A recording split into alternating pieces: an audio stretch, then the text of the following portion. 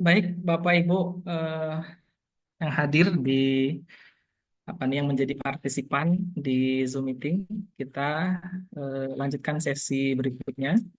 Sesuai dengan agenda, kita akan melaksanakan eh, kuliah dosen tamu sebagai bentuk atau wujud dari tindak lanjut MOA yang tadi sudah ditandatangani oleh ketiga dekan kita. Baik, sebelumnya Ibu WD masih bergabung ya?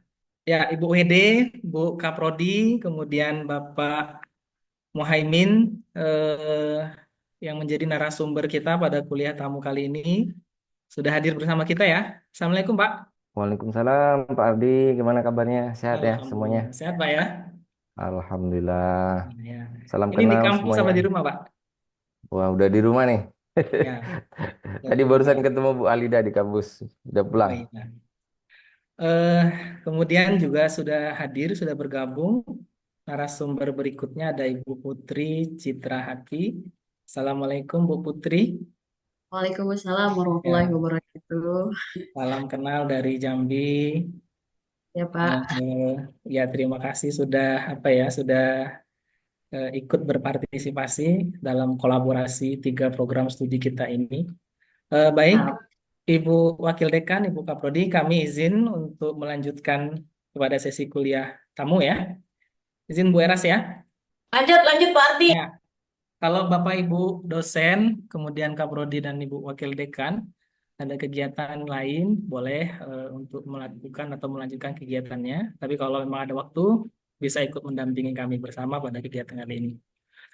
Baik, sebelumnya Assalamualaikum warahmatullahi wabarakatuh. Waalaikumsalam Ya. warahmatullahi wabarakatuh. Alhamdulillah, salatu wassalamu ala Rasulillah. Segala puja puji syukur milik Allah, Tuhan yang Maha Kuasa, yang mana atas rahmatnya kita masih diberikan kesehatan pada kesempatan kali ini bisa bertemu, bersua melalui media virtual dalam rangka eh, kuliah dosen tamu, gitu ya, kolaborasi tiga program studi. Dan pada series ini, edisi kali ini, mata kuliahnya adalah mata kuliah pengantar ilmu komunikasi. Nah, untuk mata kuliah pengantar ilmu komunikasi ini kita menghadirkan eh, sebenarnya tiga kolaborasi dari tiga dosennya ya. Ada Ibu Putri Citra Hati, MSOS dari Prodi Ilmu Komunikasi UIN Palembang. Kemudian nanti ada Pak Muhaimin MIKOM, calon doktor ya Pak ya. Tahun ini ya Pak ya. Alhamdulillah. Amin. Ya, izin melangkahi Bu Eras itu Pak. Beres duluan, yo. Ya, nanti Pak Muhammad juga akan ikut menyampaikan berbagi gitu tentang eh, materi ataupun submateri dari eh, kajian atau pengantar mata kuliah ilmu komunikasi. Eh, Bapak Ibu pemateri, di ruang Zoom meeting ini eh, kolaborasi tidak hanya kita bertiga, tapi juga ada mahasiswa dari tiga program studi yang hadir. Nanti akan ada absen, sudah dibagikan belum? Sudah ya? Sudah? Ada ya? Ya, ada link absen untuk kebutuhan dokumentasi. Mohon nanti absennya teman-teman mahasiswa diisi. Baik, gimana ya sesi dosen tamu ini kita nanti akan mendengarkan pemaparan dari masing-masing narasumber, kemudian ada dilanjutkan dengan diskusi. Nah, untuk yang pertama, kalau kita melihat dari sub materi yang disampaikan, harusnya sih Pak Muhaimin yang mulai ya, Pak. Kenapa kita Boleh. berkomunikasi? Pertanyaan tema sederhana tapi penuh filosofis gitu ya. Baik, teman-teman mahasiswa dan Bapak Ibu dosen, kita mulai yang pertama ini kepada Pak Muhaimin. Disilahkan waktunya, silakan Pak. Baik.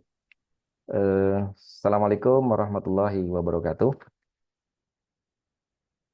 Bismillahirrahmanirrahim. Alhamdulillahirabbil alamin. Allafa baina qulubina fa asbahna bi ni'matihi ikhwana. Mari kita bersyukur kepada Allah Subhanahu wa taala. Jangan lupa juga berselawat kepada Nabi Muhammad sallallahu alaihi wasallam.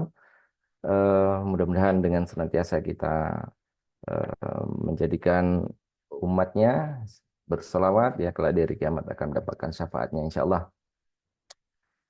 Salam kenal untuk semuanya yang saya hormati Bu Wakil Dekan, Pak Bu Eras, Kaprodi Komunikasi Fakultas Dakwah UIN, Bu Chandri, kemudian juga eh, Kaprodi Prodi Ilmu Komunikasi di UIN Raden Fatah Palembang, dan juga rekan-rekan mahasiswa Prodi Ilmu Komunikasi di UNH, di Fakultas Dakwah UIN, dan juga Prodi Komunikasi di eh, Fakultas Dakwah UIN Palembang. Eh, Merupakan suatu kehormatan bagi kami, kemarin diminta oleh Bu Kaprodi kami yang baru, ya, untuk sharing session berkaitan dengan tema komunikasi gitu ya. Kita pahami bahwa sesungguhnya secara esensial komunikasi itu merupakan suatu yang esensial gitu ya, di mana dalam sebuah silogisme itu dikatakan bahwa kesuksesan manusia itu dipengaruhi oleh komunikasi, gitu. Nah, kalau kita melihat misalnya Pak Presiden Prabowo itu ya, kita tahu ya kesuksesan dia menang jadi presiden itu karena komunikasi gitu ya.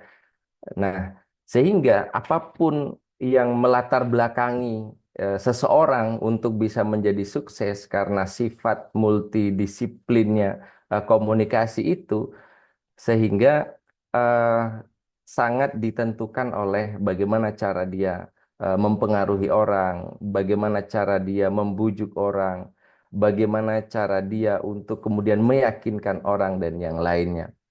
Nah, oleh karena itu, eh, bahkan kalau kita melihat dalam konteks eh, kebutuhan manusia terhadap kehidupan, di mana manusia itu memiliki berapa potensi, kemampuan mendengar, kemampuan melihat, kemampuan berbicara, maka sesungguhnya berkomunikasi itu juga merupakan aspek kemampuan dasar yang dimiliki oleh manusia. Bahkan sejak lahir gitu ya, ketika manusia eh, lahir ke muka bumi, kemampuan pertama kali yang dimiliki oleh manusia itu adalah ya menangis, gitu ya. Nah, menangis itu menandakan atau mencirikan bahwa dia berusaha untuk minta tolong, minta bantuan ya kepada kedua orang tuanya, kepada dokternya atau kepada bidannya, atau kalau di kampung kepada dukunnya gitu ya, untuk kemudian menyelamatkan dirinya ya. Nah, sehingga karena peran strategis dan urgensi daripada komunikasi ini dalam kehidupan manusia dan merupakan kemampuan dasar, kemampuan bawaan yang dimiliki oleh manusia, sehingga menjadi penting ya bagi kita, terutama yang concern dalam prodi ilmu komunikasi dimanapun kita berada, gitu ya. Maka kajian-kajian komunikasi ini menjadi kajian yang sangat diminati oleh para ahli-ahli ya, terutama juga para dosen gitu ya, dalam mengembangkan keilmuan di ilmu komunikasi. Nah, Bapak Ibu sekalian, di sini ada beberapa hal yang kemudian menjadi penting untuk sama-sama kita kaji. Mohon maaf Pak Ardiansa, ini waktunya berapa menit ya diberikan? Bu siapa? Eh, Panitia, berapa menit waktunya diberikan ya? 20 menit Pak, boleh Pak? Oh, 20 menit Ya, ya. 20 menit. Oke, 15 sampai 20 menit Pak ya. baik. Ah, baik, saya izin meneruskan.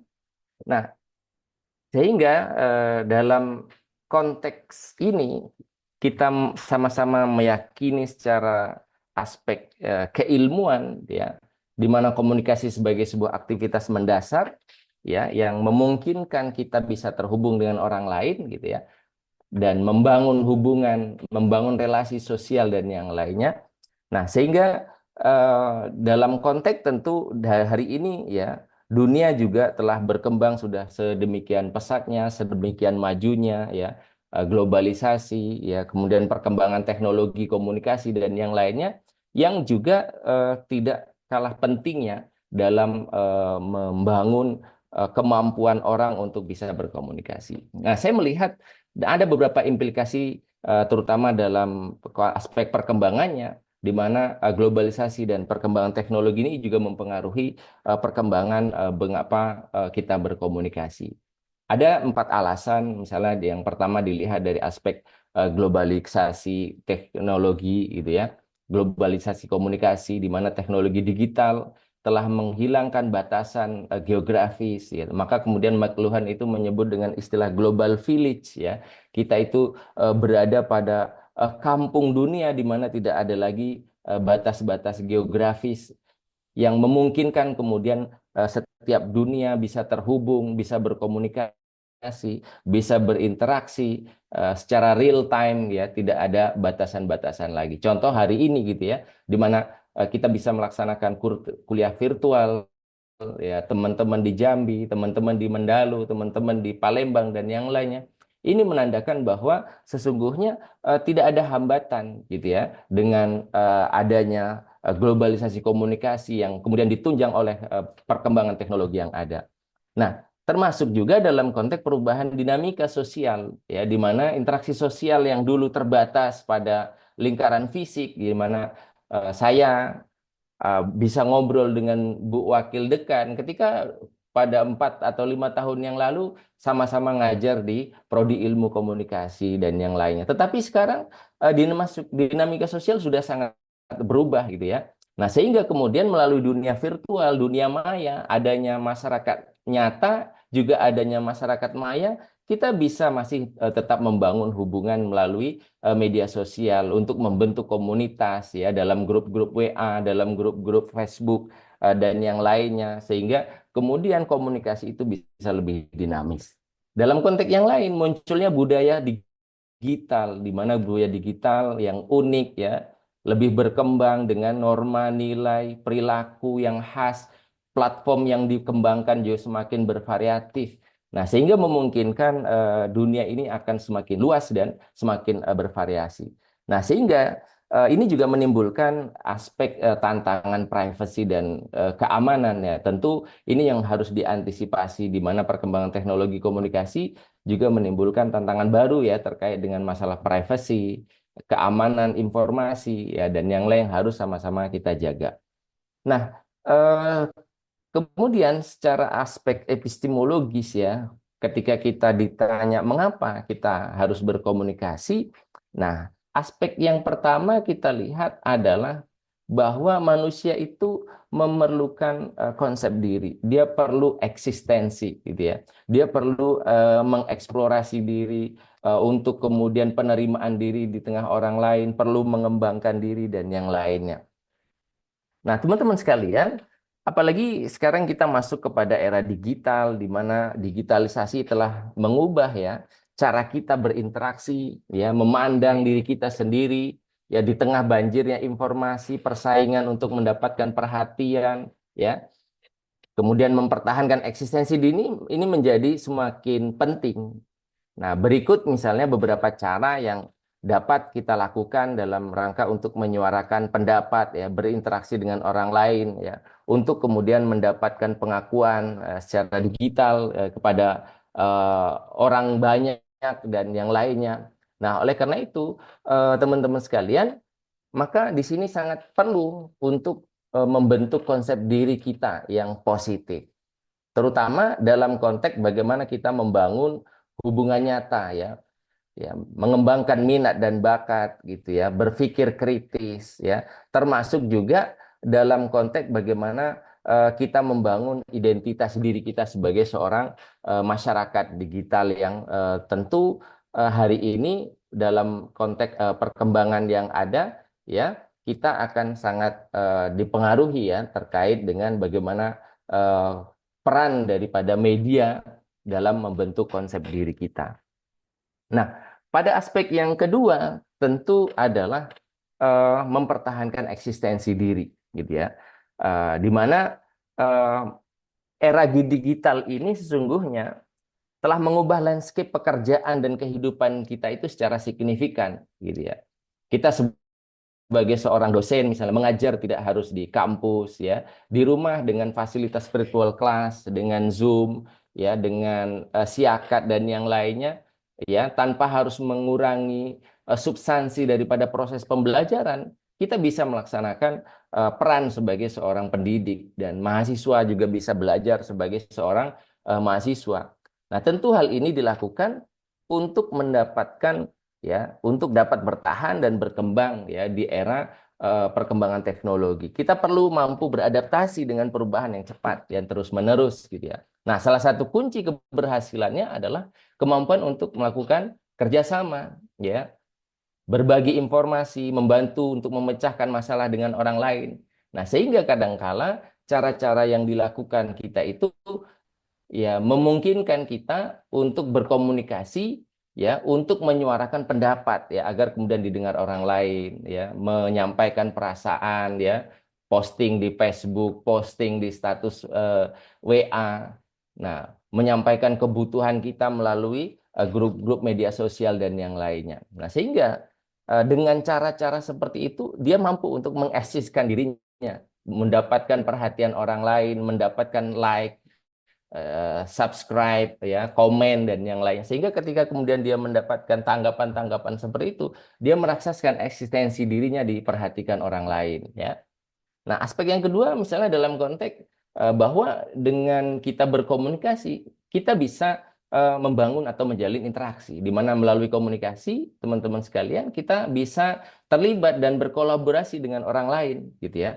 Nah, contoh hari ini gitu ya, dalam dalam dunia pendidikan ya, kita bisa berkolaborasi ya, untuk bisa berpartisipasi dan terlibat dalam pelaksanaan kuliah secara bersama yang tidak harus kuliah di Jambi hanya diajar oleh dosen-dosen yang di Jambi, tetapi bisa saja kita kemudian mendapatkan sumber pengetahuan dari teman-teman yang ada di luar provinsi, di luar kabupaten, di luar kota dan yang lainnya, sehingga memungkinkan interaksi jadi semakin luas ya. Nah, aspek yang ketiga adalah pengakuan ya, di mana komunikasi membantu kita mendapatkan pengakuan diri dan penghargaan dari orang lain. Nah, tentu teman-teman sekalian, inilah kemudian mengapa kita melakukan interaksi dan membangun hubungan sosial dengan orang lain. Nah, berikutnya teman-teman sekalian adalah dalam konteks untuk menjalin kelangsungan hidup ya. Nah, kita tahu bahwa sesungguhnya eh, pada era perkembangan teknologi ini tentu kita membutuhkan orang lain ya. Kita tahu bahwa para ahli sosiologi mengatakan bahwa manusia itu adalah termasuk dalam kategori Homo sapien ya. Makhluk hidup yang berbudaya, yang secara karakter dia sama dengan hewan ya. Hewan itu punya tubuh, punya keinginan dan yang lainnya. Tetapi kemudian yang membedakan kita dengan makhluk yang lain karena kemudian manusia diberikan oleh Tuhan itu akal dan pikiran. Nah, oleh karena itu tentu yang harus kemudian kita tekankan sebagai manusia ya, kita berinteraksi, kita membangun relasi sosial itu tentu berkaitan dengan bagaimana kita mengembangkan diri kita untuk bisa bertahan dan eksis ya di tengah persaingan yang ada. Nah, maka diperlukan adanya kerjasama.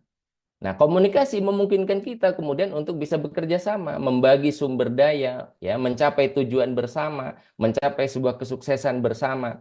Nah, kalau kemudian kita sebagai mahasiswa ilmu komunikasi, ya, kemudian tidak mengupgrade, ya, membekali diri dengan kemampuan-kemampuan soft skill, ya, di bidang fotografi, jurnalistik, dan yang lainnya, maka mungkin akan memiliki keterbatasan-keterbatasan dalam membangun relasi kerjasama, itu ya. Nah, aspek kedua dalam konteks menjamin kelangsungan hidup ini juga penting ya untuk berbagi informasi ya, melalui komunikasi ini kemudiannya kita dapat saling berbagi pengetahuan ya, ide, pengalaman yang berharga ya. Artinya dalam konteks hari ini ya, pengalaman pembelajaran kami yang ada di Jambi bisa kemudian juga dinikmati bagi mahasiswa yang ada di Palembang dan yang lainnya. Nah, aspek yang ketiga adalah pemecahan masalah ya. Jadi dengan berkomunikasi itu yang efektif dapat membantu kita untuk mengidentifikasi dan menyelesaikan permasalahan-permasalahan yang terjadi. Nah, teman-teman sekalian, berikutnya yang ketiga, mengapa alasan kita berkomunikasi itu adalah untuk menjalin, ya, membangun dan menjaga hubungan yang disebut dengan aspek relasi, nah, gitu ya. Eh, ada tiga hal yang penting ya dalam konteks untuk membangun relasi ini, ya.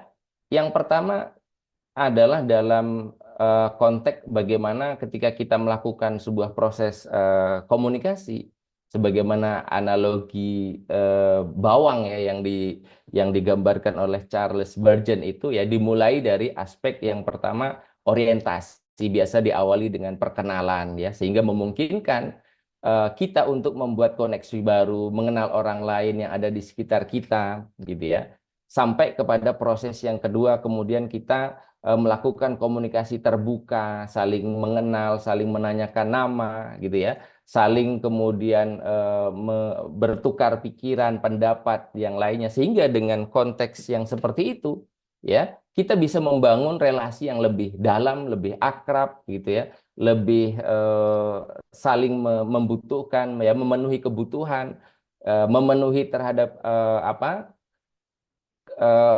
rasa membantu ya orang lain dan yang lainnya. Nah, ini akhirnya dengan proses komunikasi itu ya, kita bisa melakukan relasi dengan siapapun gitu ya. Sampai kepada tujuan akhirnya ya, pemeliharaan, di mana komunikasi yang konsisten dan saling menghargai itu bisa menjalin relasi yang sudah terjalin, untuk kemudian orang akan lebih merasa akrab gitu ya. Nah, ini juga berlaku pada konteks bagaimana hubungan mahasiswa dengan dosen gitu ya. Kalau kemudian relasi itu terjadi hambatan atau barrier ya, di mana dosen merasa terhambat untuk berkomunikasi dengan mahasiswa, mahasiswa merasa takut ya, terintimidasi karena dosennya galak ya, pelit memberi nilai gitu ya, tidak membuka peluang mahasiswa untuk berkonsultasi ya, curhat dan yang lainnya. Nah, maka bagaimana memungkinkan ya proses sukses perkuliahan itu untuk terjadi secara baik ya, karena hubungan antara dosen dan mahasiswa juga tidak berlangsung secara baik. Nah, berikutnya teman-teman sekalian yang juga penting untuk sama-sama kita perhatikan adalah bagaimana sesungguhnya orientasi dan tujuan daripada proses komunikasi itu adalah untuk mencapai sebuah kebahagiaan ya.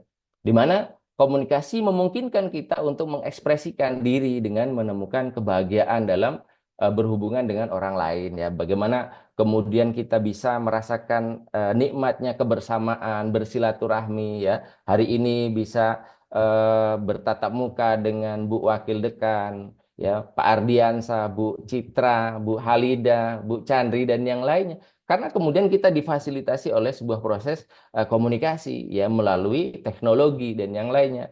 Barangkali kemudian juga demikian yang dirasakan ketika mahasiswa yang aktif dalam media-media sosial ya, bagaimana mereka membangun hubungan relasi pertemanan dengan teman-temannya yang dulu tamat SMA, sekarang sudah kuliah di berbagai perguruan tinggi ya, merupakan sebuah kebahagiaan sendiri kemudian ketika mereka bisa berinteraksi, membangun kenangan-kenangan lama ya, melalui forum chat yang ada di grup WA ya, menampilkan profil-profil foto yang ada di Facebook dan yang lainnya. Itu juga merupakan sarana dalam proses ekspresi diri yang memungkinkan kita untuk mengeksplor ya kemampuan-kemampuan yang ada. Termasuk juga dalam konteks dukungan sosial gitu ya. Betapa banyak misalnya orang-orang menggalang dukungan sosial ya melalui komunikasi yang ada gitu ya, di grup-grup WA, di grup-grup media sosial dan yang lainnya. Misalnya dalam konteks hari ini ya,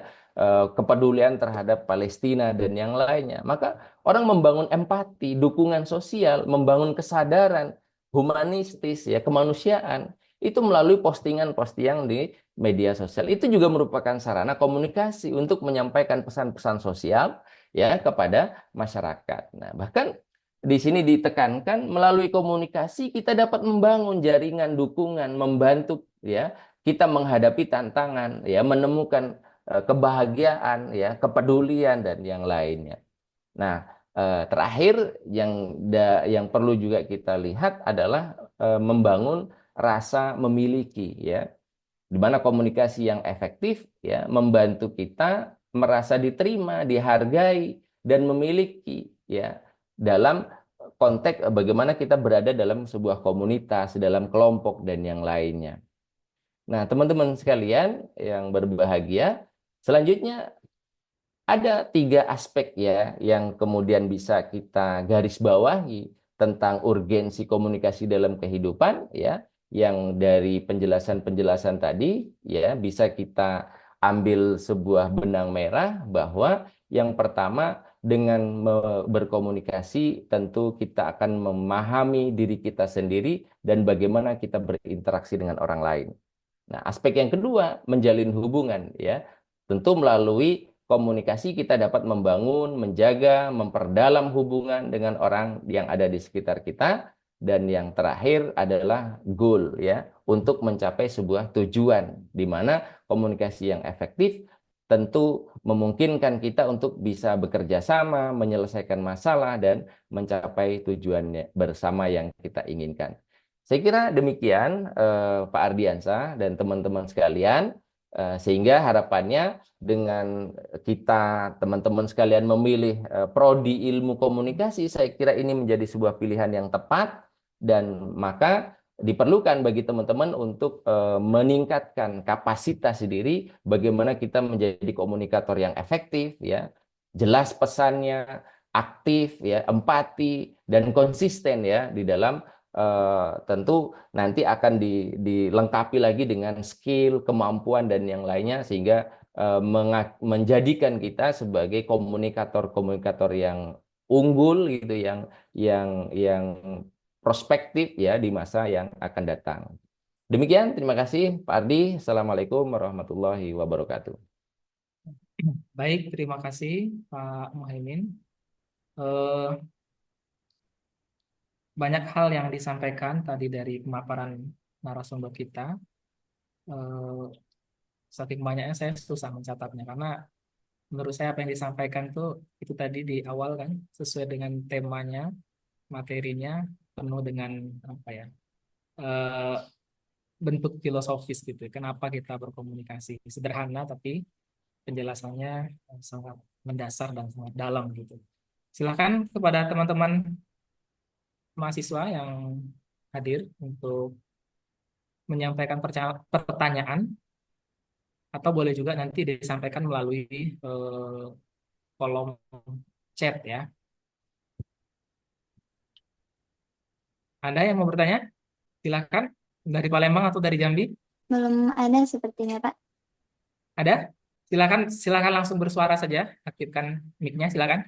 Oke, atau boleh teman-teman mahasiswa pertanyaannya disampaikan di kolom chat saja.